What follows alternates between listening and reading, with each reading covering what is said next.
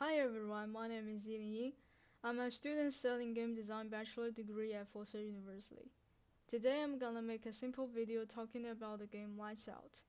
I followed the tutorial and used Unity to make the game. I attached the tutorial link at the video description below. Okay, now let's talk about Lights Out. There are 25 lights in this 5x5 game board. The goal for the player to win is to turn off all the lights. Inside my game, I used the blue backslash sign to be the lights turned off prefab and the yellow plus sign to be the lights turned on prefab. As shown in the screen, every time I pressed one light, the adjacent 4 light will change to its opposite state, either on or off. One thing I need to point out is that the adjacent 4 lights will only be horizontally and vertically, not diagonally. I also create a restart button and a next level button.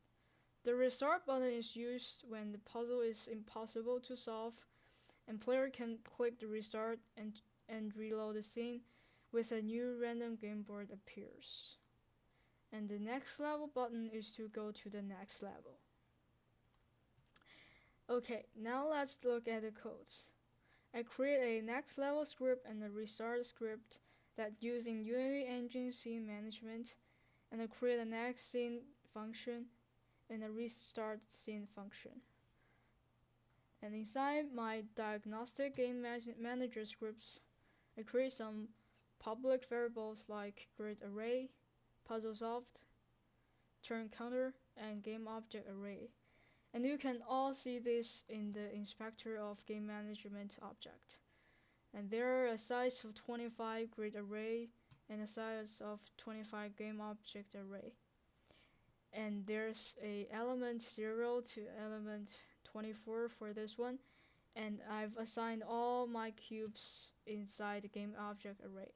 The puzzle solved is a boolean that checks if you have successfully finished the puzzle, and turn counter is used to see how many times you click the lights to solve it.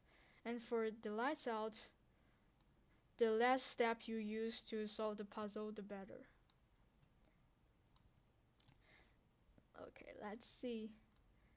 Here's the public function for check if the player has win.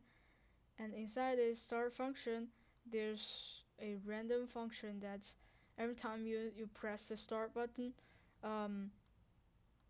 the game board will randomly turn on some lights and for the player to solve. And here's the enter move function that I think is the most important part in this script. And there's a toggle clicked, toggle left, toggle right, toggle above, and toggle below, which is used to determine whether you have a light on the top, on the left side, on the right, or at the bottom. Like for the element 0, if I press this one, only element 0, element 1, and element 4 will lights on or off, because there's no lights above and no lights on the left side.